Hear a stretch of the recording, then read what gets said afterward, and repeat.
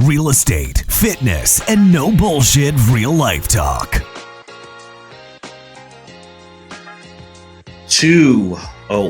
1, we are recording. This is the DevNJmg show. We got it first try. There's a little bit of a silence there, John. We made it. There was? We're good. All right. Keep it natural. Cool. Or what? You want to try it again? This is the DevNJmg show. Improv. So what's going on today, John? Happy Friday. Friday. We're recording every Friday. What's the plan? We have recordings on Friday. We got pre-launches just to kind of give people a heads up of what's going on Wednesdays, and we're going to be launching every Thursday, correct? Yep. Is that what we decided? You got it. Yeah, we got quite a bit of work backlogged, and we're just working out the kinks as far as a launching schedule. And yeah, we're going to have a little bit of teaser go on. You'll see that on Wednesdays. So on any of our social media platforms, you'll see a teaser of us.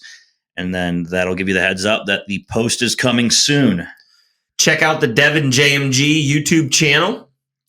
Like, subscribe, and give us some support. We're getting some good feedback from people just saying, they're hearing about the podcast, wanting to hear things. So that's cool. And but we want to get more views and get some comments going and really hear from people on what you'd like to hear from us. Our main things that we've been hitting on are, we jump into just kind of an intro, talk a little bit, get warmed up.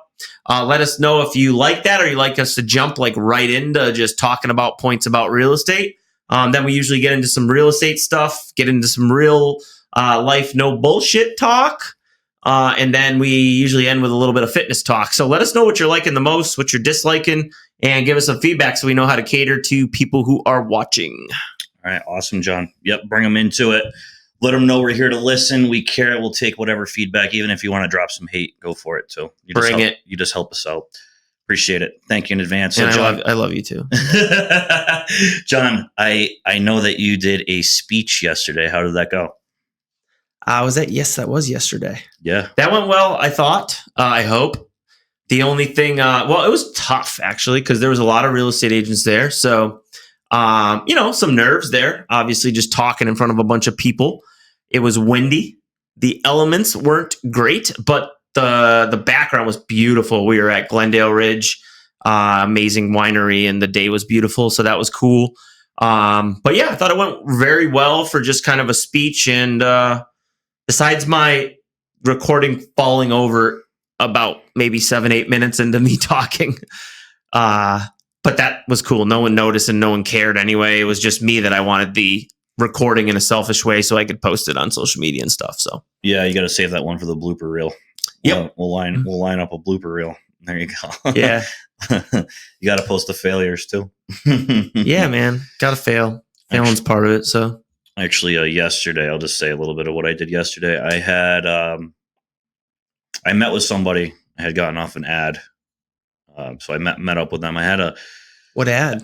Facebook ad. It was for an open house. Ooh, Facebook ad. Yeah. So see, Facebook ads do work, man. Yeah. So we had been communicating back and forth sparingly, and we were going to be going to go look at a house. I won't obviously divulge any of the personal details, but we're going to look at a house, and the house happened to go under contract, and the listing agent never notified me, but thankfully I caught it before. I told him, he's like, dude, you just want to go play a game of pool? I'm like, yeah, let's go play a game of pool. So we hung out. It was probably the most fun first time buyer. So you played, wait a sec. You played a game of pool in the listing house? No. I thought you were showing it for backup or something. Oh, you just went to a pool hall. Yeah. Okay. Sorry. Yeah. Go ahead. Yeah. So do you want to meet at this house that I know of? Yeah. It's got an offer on it, but it's vacant right now and it's got a pool table. No, I couldn't get him into anything else. And we were on the phone. He's like, dude, I need to get out of my house right now. You want to go play pool? Cool. So we played pool, and anyways, that'll be that was interesting. That was definitely the most entertaining first time buyer consultation I had. Nice. So it's a good way to establish rapport and have some fun with potential client, right? Yeah. No, and now client, right? No, not potential. So yeah, we're job. locked in. Yeah. I obviously I wanted to keep it fun, but I still have to protect my business. So, So when did you place that ad? How long did it take for you to contact that person? And then how long till they became a client? Pretty quick, it sounds like. overall, it was about 3 weeks. 3 weeks? Yeah. That's amazing. That's great for a Facebook. I mean, Facebook ads are generally longer, right? People aren't like A lot of time wasters. searching, a lot of time wasters, but there are a lot of also people that want to buy houses. I mean, there's millions and millions of people on Facebook. So that's a great example how that actually worked out. So Yeah. that's great. Yeah, and he told me he was actually speaking to a few different agents, and another agent had showed him a house already, and but they were very, very pushy, very, very pressy, which is why he called me, Nice. because I was more nonchalant. And then when I showed up in my khaki shorts and my Henley shirt, he very much appreciated it. Nice. Which is just a reminder to me that, at least from my experience thus far, most people get kind of uncomfortable if you are a little too Yeah, dude. overdressed. Totally. Like I used to wear suits. My old broker used to be big on suits. We kind of went away from that anyway, but like, yeah, we used to dress to impress, whatever. And I mean, you don't want to be a dirtball. Yeah. Funny, before my speech yesterday, I was like, what should I wear today? My wife's like, what do you want to wear? I was like, I want to wear whatever I feel like wearing. And so I got dressed. She's like, you're wearing that? And I was like, yeah. And she was like, is it like a networking event with like a bunch of real estate agents? And I was like, yeah. And she's like, well, are they going to dress up? I was like, probably like business casual. And I was like, I think I'm going to wear my flip-flops though. And I ended up putting on like an all right pair of shoes, whatever. Yeah. But yeah, I was wearing shorts and a button down, and dude, I don't care. I'm not here to impress anybody if you don't like the way I dress. Like, As long as you don't be a slob. yeah, just don't be a slob. Yeah. And I think a lot of people And be well groomed. be well groomed. Yes. Yeah. Like I might have a beard and I don't have hair on the top of my head, but I have a beard, but it's maintained It's always. exactly. Always maintained. Yep. So, yeah. Yeah. And people relate. People don't always want to look at a suit. Like people get intimidated by suits. Yeah. You know, so people want relaxed people. People want to do business with people. Like they know, like, and trust. And yeah, I think a suit's too much a lot. I really do. Yeah. I mean, you look sharp. Don't get me wrong. I like to see people in suits. I respect it. I'm like, ooh, you look good. Yeah, I do too. But I don't want to do it. One, because I'm a comfort guy. And dude, if I'm not comfortable during the day, forget about it. Mhm. So like I dress for comfort, period, all the time. Like when I get home, same outfit goes on. Yep. Every day. Because Yep. I'm home and I'm like, I'm nice and comfy. Yeah. Like me, Yeah. you'll never see me dressed like a slob. It's always business casual, more so on the end of casual, right? But never sloppy. Yeah. And no, it's just I swear I just keep getting reminded over and over and over again that just doesn't necessarily work in today's world the way that it used to. So not to go on too much of a tangent, I just figured I'd share that experience. It was funny. It was interesting. Got a client over a game of pool. So Nice job. thanks, my friend. So what do we got? I know we were talking about summer and Yeah, we're talking about, I think I wanted to get in a little bit about summer distractions, how to keep motivation up for your real estate agents and you know, this time of year because it's beautiful outside and everything. So I think a lot of what you need to do in the summer is part of it's waking up earlier. I think that's a huge part. I know, we always preach like the morning routine and have your morning routine. And I'm huge on morning routines. I won't go into that tangent, but like if you're not doing a morning routine, you should. Get up at 5 a.m. and you get your body on track. You're going to bed by 9 o'clock and then you're waking up at 5. It allows you to get in that rhythm. So I think the summer, that's even more important because you get up at 5 and get in that morning routine. You get a lot of stuff done. Like then don't feel bad about leaving work at 3 o'clock if you've been working since 8, you know? Yep. So not every day, but you know, plan it out. If you're into networking, like, you know, I do golf. I'm going to probably start playing golf every Friday. Mm-hmm. Anyone wants to golf, hit me up, please. I tried that the other day. Love networking in golf. Like it's so much fun and you're getting business done. Like I met a really great lender, investor friendly guy.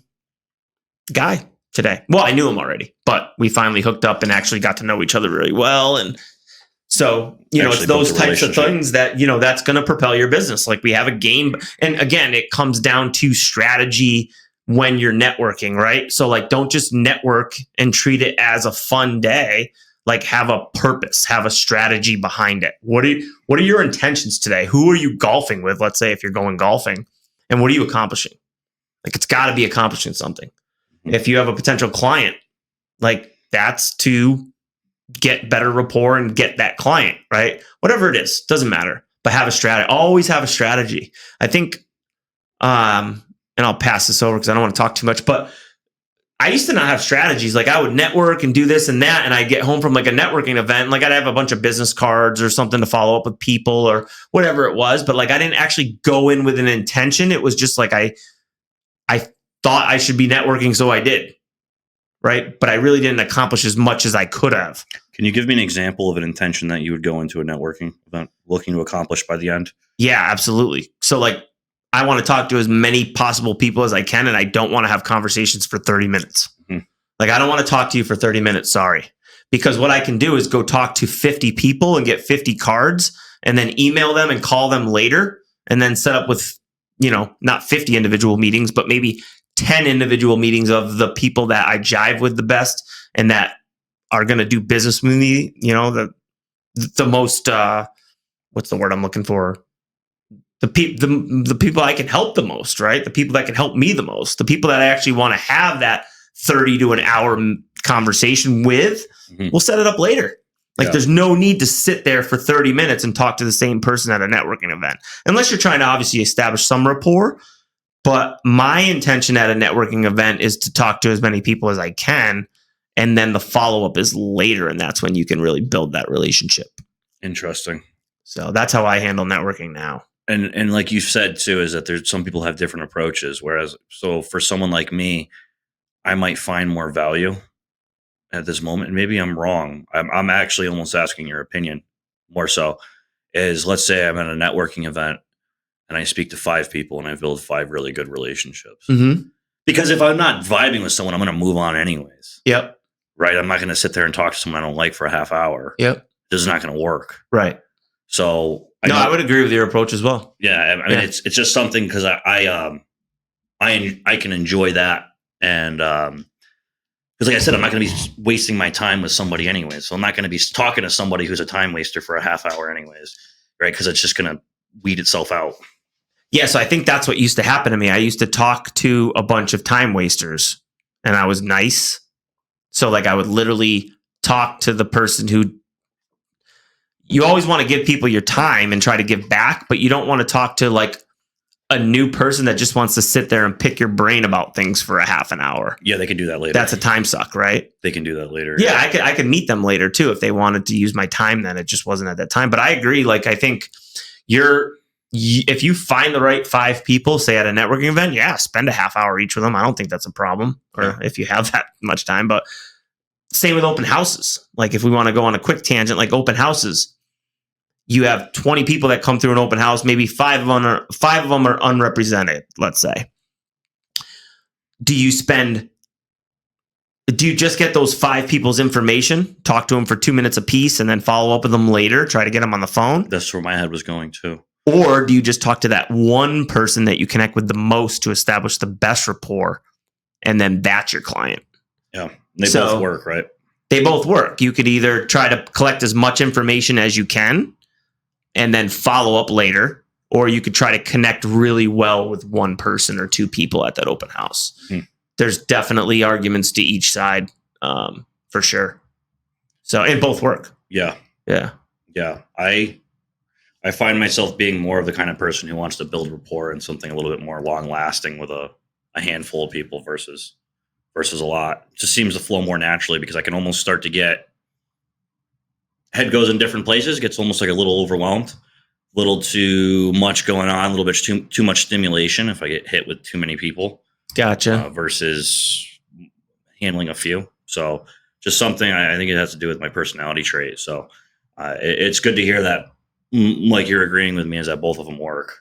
Right? They both work. So as long as you're just not wasting the time. Right? I had I had somebody that was trying to talk to me the other day about real estate, and I could tell they were a time waster right away. It was in person. I had somewhere to go. I was going to meet for a client. Yeah. I looked him dead in his eyes. Did I tell you this or No, no? no. I looked him dead in his eyes. Who this is. I'm wondering who this is. I would never say the name. I looked him dead in his eyes. I'm like, are you even serious about buying a house? Where were you? I was in my hometown. Okay. I was in my hometown, and it was someone that like knew me and was talking to me. I got you. They don't work. They don't have an income, and I'm like, dude, what are you doing? I mean, I didn't say it rude. Yeah. But I like, come on. Here's my number, but like, he's like, I want to do this. I want to do that. I'm like, I don't have a job. And you didn't have a job. No. Yeah. Okay. He's like, well, I have all this money saved, and I'm like, well, anyways. I could tell it was just BS, right? It's like, all right, I'm starting to learn. Like, okay, this is a waste of my time. Like, you do learn. I got somewhere to be. So that makes sense. Yeah, no, but yeah. I mean, we once again we're going on another tangent here, but just as far as like you were talking about, where we started with was as far as having a strategy, and that's something I'm still working on. That's why I asked, what is your definition, or what is an example of a strategy? Right. You gave me that for when you're at a networking event. So I think that's something that I'm working on. Like that's something you and I were just working on 20 minutes ago is strategizing. Yep. We just came up with a strategy for the podcast. Yeah.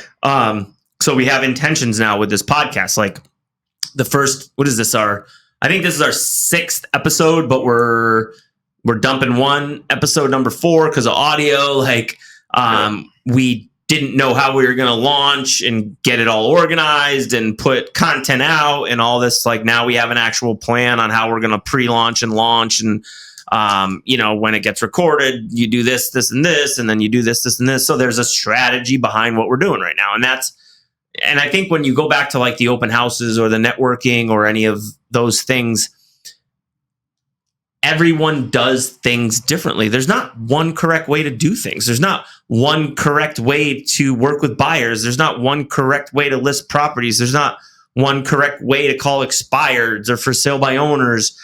There's many, many different ways to do things. Either figure it out on your own or model it after somebody who's already done it that can teach you. Figure out your own style. However you want to do it, do it. There's a million ways to do a million different things. It's all about how you want to learn how to do it, whether you want to try to figure it out or take someone else's approach, I think. Well, you know what I think? And you do it towards your character and your style and who you are too. So I think that's challenging for a lot of people. And depending on the point in my life or what the subject matter is, that's challenging for me too. And I'll tell you why. Like challenging, like knowing that there's multiple options. So I'll give you a perfect example. When people talk about fitness, right? If you go read the comment section of any fitness YouTube video or listen to most people who are influencers, whatever you want to call them, they'll say like, this is the way to do this, right? Like this equals this. But when you tell people like, no, it doesn't work that way, right? Some people's brains go like they can't comprehend that, like, because they believe that one person's way. There's only one way to do things. So when you give people multiple options, like when you go to work, right? If you're going to you got a boss and you got somebody telling you what to do, and they're like, do this and point A to point B. Yeah. It's like, okay, right. That's what you got to get done. I actually, in my previous job, there was a woman there. She's a very nice lady, very, very, very, very nice lady. But when I was explaining things to her, like, hey, she's like, I'm getting this answer from this person, this answer from this person, this answer from this person, this answer. I'm like, because they're all right. And her brain was like, couldn't comprehend that. Yep. Right. There's not just one way, because that's more challenging to understand. And I think that might be part of the reason that some people fail as agents or entrepreneurs. Well, don't talk to too many people. Yeah. Like just talk to one person. Yeah. So this actually came up the other day. Like, because there's multiple ways to do things. Like I'll teach fitness different than you teach fitness. Yeah. Same with real estate. So like the other day, so I talk to a lot of agents every day about deals they're doing, right? And the first thing I ask them is, what is the backstory to this deal? I need it from the beginning to where you are right now. Because I can't advise you correctly if I don't know what conversations you had, how the deal developed, and now what's led you up to this point. Because what happened in the history of this deal is now how I'm going to tell you and direct you and, teach you how to move this forward. And I always tell agents, do not speak. I was talking to an agent the other day about this. Because we have mentors and we have leaders, right? So a lot of agents will call their mentor, right? And if their mentor doesn't answer right away, guess who gets the next phone call? Johnny. It's John because JMG. because they don't want to wait. They don't, and they shouldn't. They shouldn't have to wait because it's a deal. It's like, I need an answer now. I got to write an offer, or I'm in a negotiation. I need to get back to someone, or whatever the reason is. But that's bad because that mentor that took them from A to B has a backstory to it and a reason they did that. And now they're coming to John for B to C. And John doesn't know A to B unless he asks. So if John tells them to do something for B to C without knowing A to B, John may be giving them bad advice, even though it actually could be good advice based on what John knows. So I always tell the agent, if you start a transaction with one person, don't go to another person and ask for advice. You got to wait for that person because they've already directed you up to that point. So I think that's really important in terms of real estate deals. And not just that, but different people are going to handle real estate deals in different ways. So I might have a completely different opinion on how to handle it based on personality or however I like to do business, based on experience, whatever. So there's a lot of things moving around. I think that goes back to, what you were saying. You can really confuse someone if there's multiple ways to do things. Well, it's just more challenging when you have more options, right? There's like more lag time, more moving parts, more room for error. But that's just what it is. I mean, and anything that you're kind of taking some form of risk with, there's going to be multiple options as well how to get there. So it's just something that as you were talking, I just started thinking about that. And I think that can be overload for a lot of people. But realistically, trying what works and then making it happen, but you got to give it a try. Yeah, run through it, and as you've always said, pick a couple and stick to them. Be consistent enough to actually see if it works or not. Exactly. Hey, I tried this for 3 hours one day. It didn't work. I gave up. Yeah, that's great. Yeah, good job. Yeah, that's how that. That doesn't work. Yeah, try 6 months. Yeah, that's how that works. Maybe not 6, but I dieted for a whole 3 hours one time. I didn't lose any weight. Why am I not losing weight? That's how it is sometimes with some people. It's quick funny. fix. Yeah, it's funny actually. That's just America, baby. So we're impatient. I know. We are spoiled people. All right, so I think we're transitioning into like the ups and downs, right? We talked about ups and downs of just people, moods, being in real estate, entrepreneurs, life. People are up and down, right? You don't see it on social media, that's for sure. Depends who you are. Some people post everything. That's true. Yeah. Some people post everything. Unfriend. Yeah, try to stay away. Can't see that anymore. Try to stay away from that. Yeah. Red alert. Yeah. But yeah, I mean, like in real estate, in entrepreneurship, in business, in life, you're up and down constantly. So like, and the reason me and Devin wanted to kind of bring this up today is because, well, first of all, I think people think I'm well balanced. I'm not. Like, I just appear that way. So like, and I don't mean I'm not well balanced. I feel like I am well balanced, but I'm up and down constantly. Yeah. Like every day. Good, bad, up, down. This happened. This went bad. This happened. This went, like, that's just the way my life rolls. So like, but I'm always like, even though I'm down, I'm still up. Like I'm still thinking positively, even though I'm just hurting inside.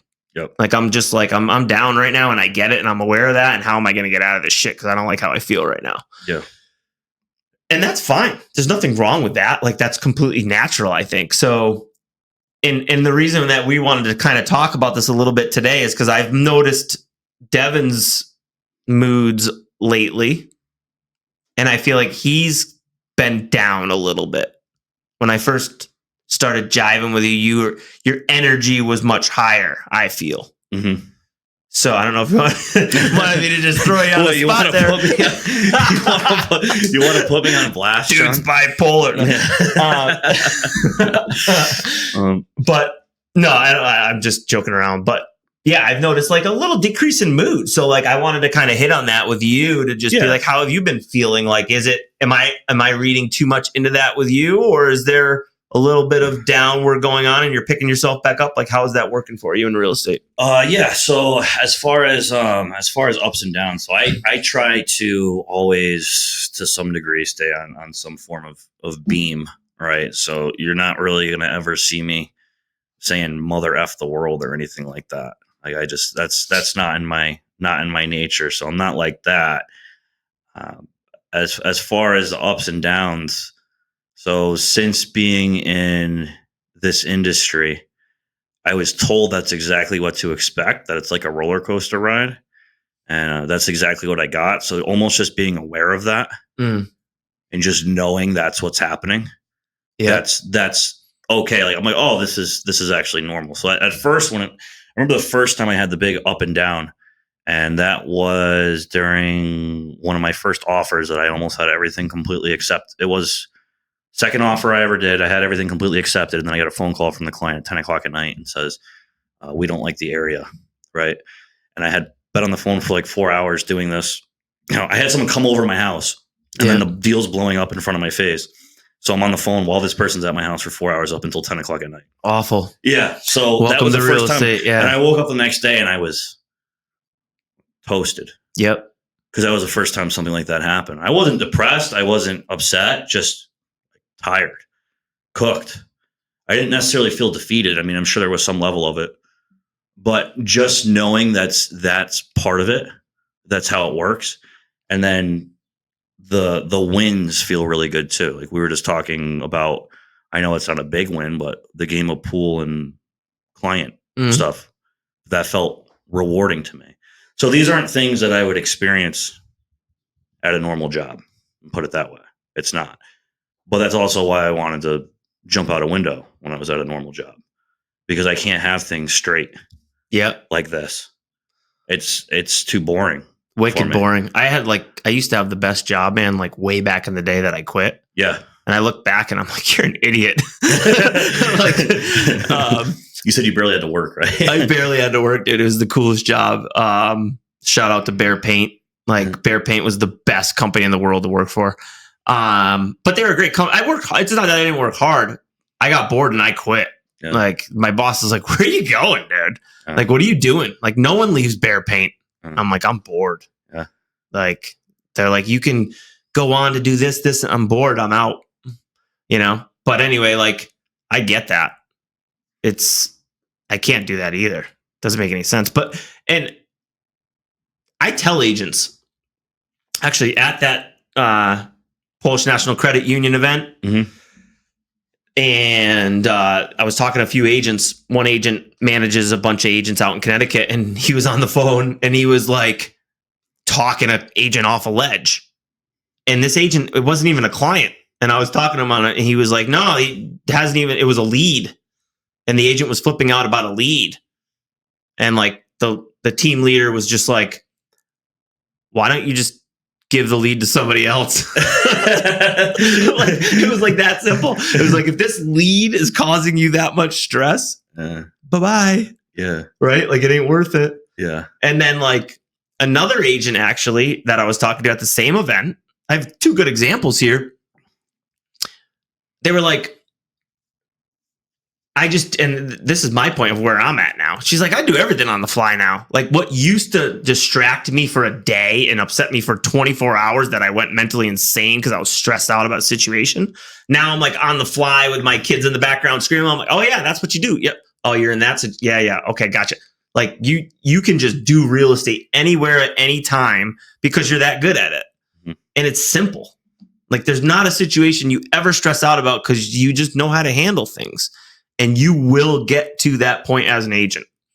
Like that you can, I'm not saying some things don't bother you. You don't get stressed out about certain things or whatever, but you just know how to do it on the fly so well that it's no thing. It's refreshing to hear that that's a reminder, right? Because I've already made big improvements as far as how much something affects me. But I've done that with every other part of my life too. Right? It's experience. Well, yeah. I mean, that's part of the reason we have stressful experiences too. Right? It's like if I have a stressful experience, I hopefully I come back from it. Next time it happens, it's not as big of a deal. Exactly. I remember when I got back into real estate in 2015. Was it? I think it was 15. Whatever.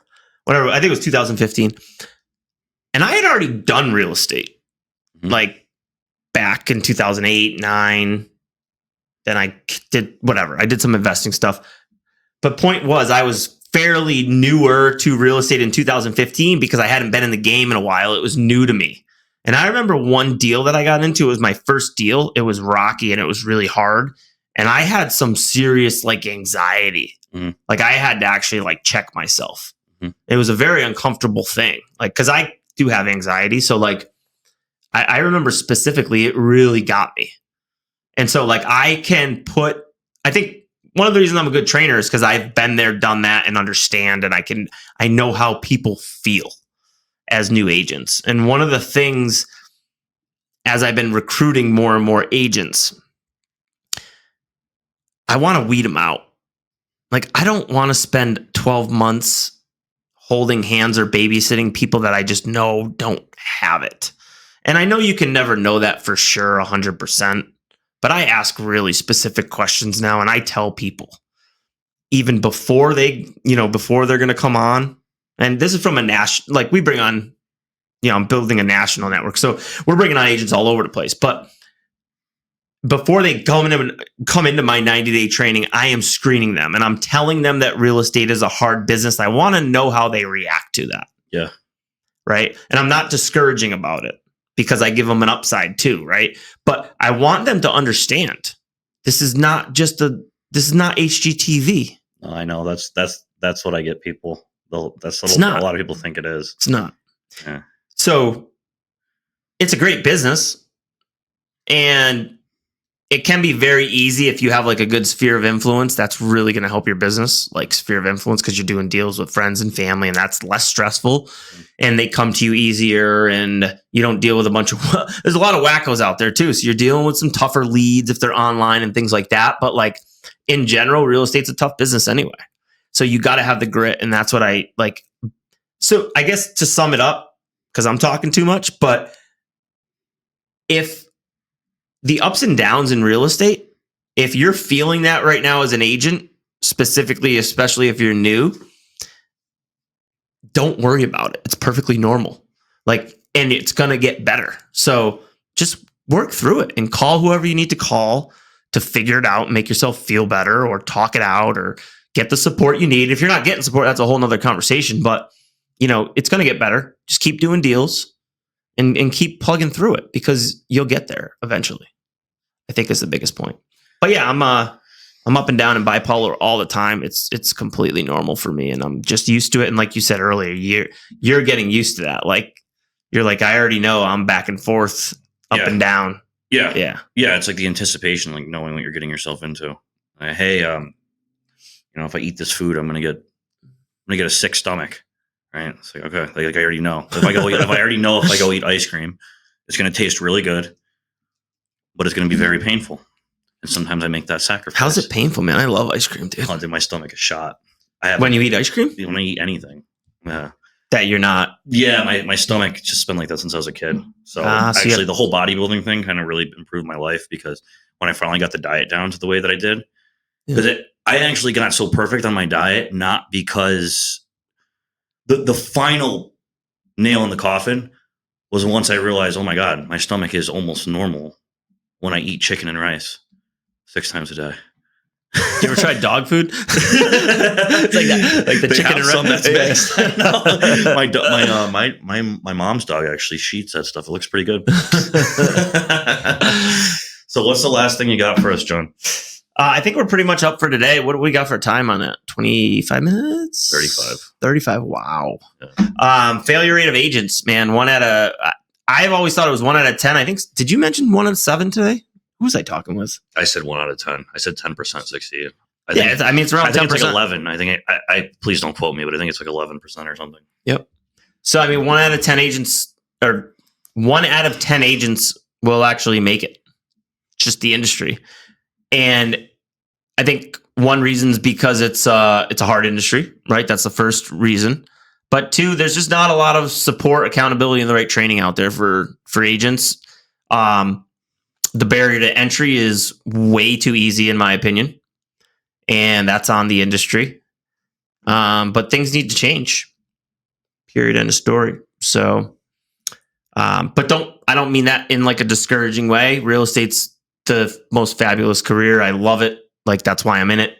That's why you're in it. That's why everyone wants to get into real estate, because it can be very lucrative if done right. It can be not lucrative at all if it's done wrong. But if you can make it as an agent, you have a very flexible and good career. So, and then there's so many different avenues of real estate too that you can get into once you actually, you don't have to be a real estate agent, but there's a lot of different things you can do. Well, I think a lot of people, what the failure rate comes from, and I could be wrong with this, but I think it comes in from false expectations of what it actually is. I really firmly believe that because I talk to people, I know them personally, and I'm like, dude, there's just I would never tell them this. I always want them to succeed. Yep. But I'm like, dude, there's just no way that you can do it. I would never say that. Go try it. I would never, ever say that. It would never be discouraging. But knowing the kind of personality they have, it's like, there's no way. The second something goes off, they flip out. They don't want to talk to anyone. They're like, I hate people. Yeah. Like, that ain't gonna work. Yeah, that ain't gonna work. Well, I like houses though. Like, the houses is just the product. Like, this is an emotional people business. Dude, the house is like 5% of the equation. Yeah. The rest of it is how many people can you talk to? How many numbers can you get? How many relationships can you build? Are you able to build upon those relationships? That's what it actually is. And then deal with all that emotion. Yep. That goes into the transaction. So yeah, it's a tough business, but it's hard. It's good too. What was I gonna say? I forgot what I was gonna say. But yeah. That's it. I mean, we got it all. 90% of agents fail. Doesn't mean you can't be the 10%. But yeah, this is what I was going to say. Real estate's the problem with the industry that I see, quite honestly, and I think this is with any industry. I don't mean to be all bashing the real estate industry, but it's becoming more corporate. Like the structures in real estate, the way systems are going, teams are developing, it's becoming corporate. Like you're actually becoming almost an employee of a brokerage, even though you can't be an employee because you're 1099. It's like they're developing these, and I'm not saying that it's like that bad, but I'm saying like make sure as a consumer you have a good agent that knows what they're doing and is part of an organization that is well supported. Because there's a lot of agents out there that give real estate agents a bad name because they don't know what the hell they're doing. And there's nothing wrong with being a new agent and not knowing what you're doing. Just give the very best efforts that you can and then go look for the support and get the support. As long as you're doing that as a new agent, you're probably doing a better job than an experienced agent that's way too busy to service their clients. But like, so there's nothing wrong with being a brand new agent and not knowing a lot. It's just being that resourceful agent that puts in 110% and gets the answers that they need from the support that they have from their team or their brokerage or wherever they need to get it. Yeah. I think that's the key. Yep, absolutely. Well, it's being reliant. It's properly utilizing tools and available resources, and then not being so egotistical and stubborn that you're too afraid to ask for help. Yep. So, yeah, no, I got a comment. I'll comment on that. Is I've seen a lot of the team structures. It is corporate. You're basically an employee. Yeah, you can't be though. Yeah, you're basically an employee. But to me, that's not what I got into this for. No, if you want to develop yourself as an agent, you need to learn how to hunt. I keep saying that. Yeah. Learn how to hunt, learn how to get business, develop your own business. That's the way you're going to make money in real estate. Yeah. Like I didn't get into selling houses to just sell houses. I got into selling houses because I saw a lot of opportunities there. Yeah. I saw opportunities to build a business. And then I remember we were talking about the ups and down. Mm-hmm. I realized that I'm not a hunter. I'm not a gatherer. I'm a hunter. I get a thrill from it. Yep. Every time I'm out and then I talk and then somebody's interested in getting to know me or wants my phone number or we exchange phone numbers, I'm like, I get a little, little up, just one after another. And it's like, okay, there's another one. And it just gives me like a rush every single time. Once again, that I never. Yeah. It's a feeling of accomplishment too, right? Like it's a good feeling. Oh, absolutely. Yeah. You're like, yeah, I did it. That's the ups and downs. Yeah. I got it. Yeah, that's the ups and downs. Yep. That's exactly what I'm talking about. Like when you get that deadlift, man. Like, yeah. And then when I went in the week following and my lower back wasn't recovered and then I failed it. So ups and downs. Ups and downs. Keep moving. Yeah. So, cool. I think that's a wrap, right? 40 minutes. 40 minutes. I'm out. All right. Peace.